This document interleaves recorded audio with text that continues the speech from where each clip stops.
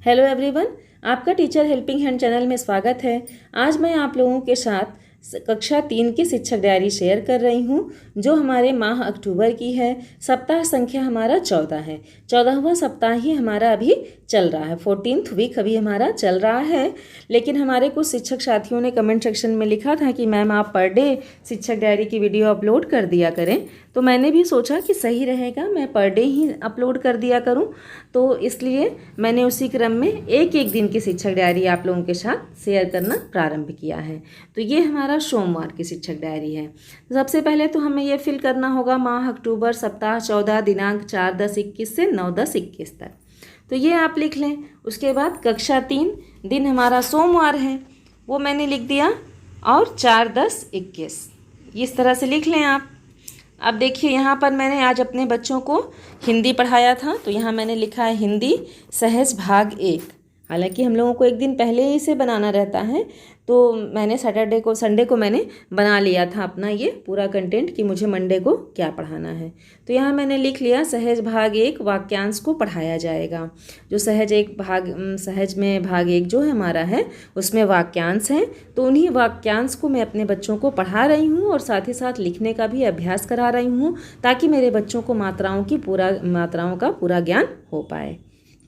तो यहाँ पर देखिए मैंने लिखा है लर्निंग आउटकम कि बच्चे 2 अक्षर के शब्दों को मिलाकर पढ़ लेते हैं। नेक्स्ट है चार्ट पर चर्चा। ये मैं प्रतिदिन अपने बच्चे काफ़ी उत्साहित रहते हैं चार्ट पर चर्चा करने से। अपने बच्चे भावों को व्यक्त करते हैं, और कई बच्चे हमारे पेंटिंग बनाने में भी माहिर हैं मेरे कक्षा के। तो मैं उन बच्चों से जिस भी चित्र के बारे में चर्चा करवाती हूँ चार्ट पर, तो उसमें जो उनको सबसे अच्छा लग रहा है, कुछ बच्चों को ज़्यादा पसंद आता है, तो उन लोगों को मैं अलग से कह देती हूँ कि आप लोग ड्राइंग बनाइए, ड्राइंग बना करके कुछ लिखिए उसके बारे में। तो इस तरह से भी बच्चे लिखते हैं। तो इसलिए मेरे बच्चे काफ़ी एक्साइटेड रहते हैं चार्ट पर चर्चा करने के लिए।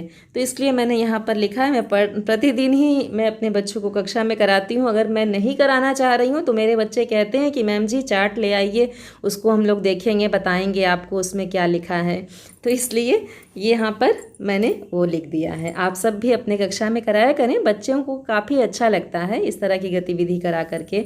बच्चों को काफ़ी मनोरंजन भी होता है और साथ ही साथ उनकी जानकारी भी बढ़ती है। तो अब देखिए, ये हमारी एसआर गतिविधि जो स्कूल रेडीनेस प्रोग्राम है, उसमें मैंने सिर्फ लिखा है कि गतिविधि कराएंगे।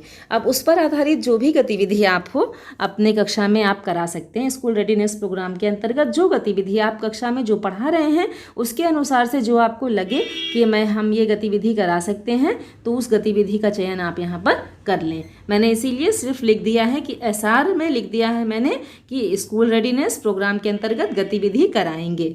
हमारे बहुत सारे शिक्षक साथी हैं, मैंने स्पेसिफिक किसी गतिविधि का यहाँ नाम नहीं लिखा है, क्योंकि जो भी हमारे शिक्षक साथी अपने अपने कक्षाओं में गतिविधि करा रहे हैं, कुछ ना कुछ तो सभी करा रहे हैं। तो जब मैंने यहाँ गतिविधि कराएंगे लिख दिया, तो उसमें सब कुछ हो गया कि एक साथ ही हो गया कि हाँ कोई भी गतिविधि कराई गई। नेक्स्ट देखिए, गणित में है जोड़ का अभ्यास। लर्निंग आउटकम में मैंने लिखा है कि बच्चे 1 अंकीय जोड़ के प्रश्न हल कर लेते हैं। तो ये हमारा विषय हो गया और चयनित पाठ हो गया जिस पर कार्य करना है। अब देखिए, कक्षा शिक्षण में मैंने क्या लिखा है कि सर्वप्रथम कक्षा में एसआर गतिविधि कराई जाएगी। बच्चों को अपने कक्षा में सहज करना है, तो जब हम लोग कक्षा में एंट्री करते हैं, अटेंडेंस वगैरह ले लेते हैं, जब बच्चों से बातचीत करना स्टार्ट करते हैं, तो पहले कुछ ऐसा कक्षा में हम लोग कर लें कि अपने बच्चों को थोड़ा, हमारे बच्चे हमारी ओर आकर्षित हो जाएं, उनका मन मैम जी क्या कह रही हैं, सर जी क्या कह रहे हैं, इस ओर चला जाए। तो ऐसा हम कैसे कर सकते हैं? बच्चों को कोई खेल कराकर, बच्चों को गतिविधि कराकर, कुछ भी एक्शंस हम अपने कक्षा में करा सकते हैं। कुछ अगर आप नहीं करा रहे हैं तो सिर्फ बच्चों को खड़ा करा लीजिए। खड़ा कराने के बाद कुछ भी, ताली बजवाना है, 2 कदम आगे 2 कदम पीछे चलिए, दाएं चलिए बाएं चलिए, इस तरह से कुछ भी आप अपने कक्षा में कराइए। बच्चों को हर कोई मतलब बच्चे कुछ भी क्रिया करेंगे तो उनसे बच्चे कुछ ना कुछ जरूर सीखेंगे। तो इसलिए हम सब शिक्षक हैं और अपने बच्चों को इस तरह से कोई भी गतिविधि करा सकते हैं। मैं आप लोगों को अच्छे से सब कुछ डिस्क्राइब करके बताते चलती हूँ कि मान लीजिए कोई शिक्षक साथी को अगर कोई भी कन्फ्यूज़न हो, तो वो हमारी बातों को सुनकर करके उनका कन्फ्यूज़न क्लियर हो जाए, क्योंकि अधिकारियों का निरीक्षण इस समय विद्यालयों में लगातार बना हुआ है।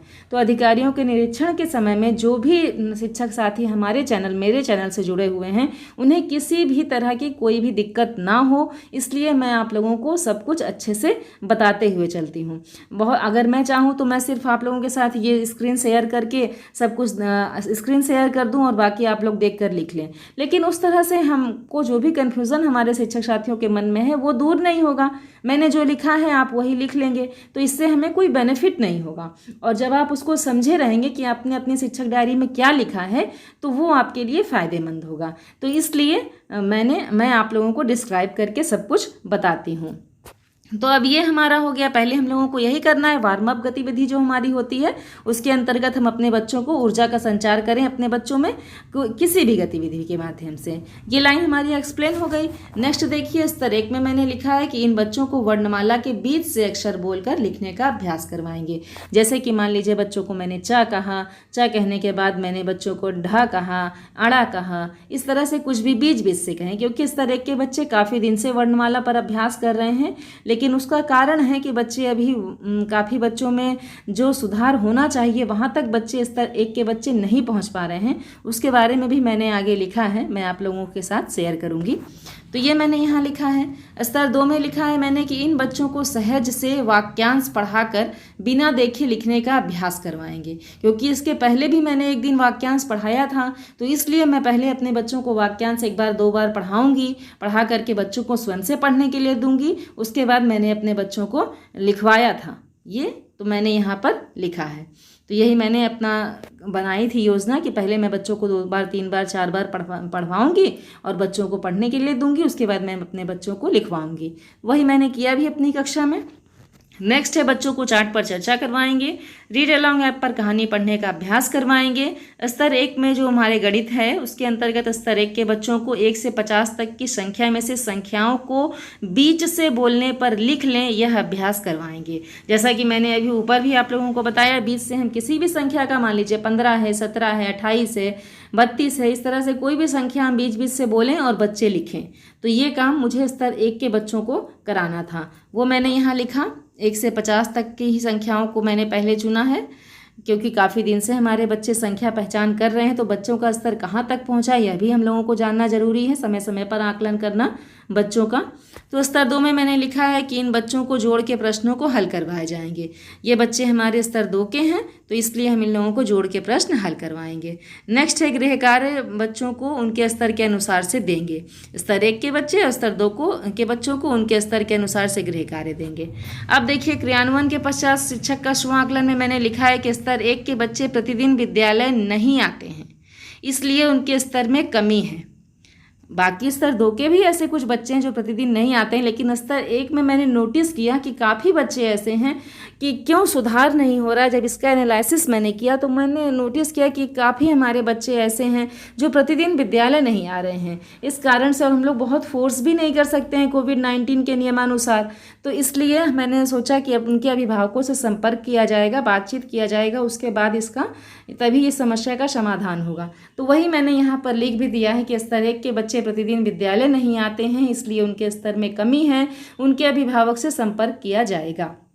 तो ये मैंने आप लोगों के साथ कक्षा 3 की 14वें सप्ताह की शिक्षक डायरी, 4 तारीख की शिक्षक डायरी शेयर किया है।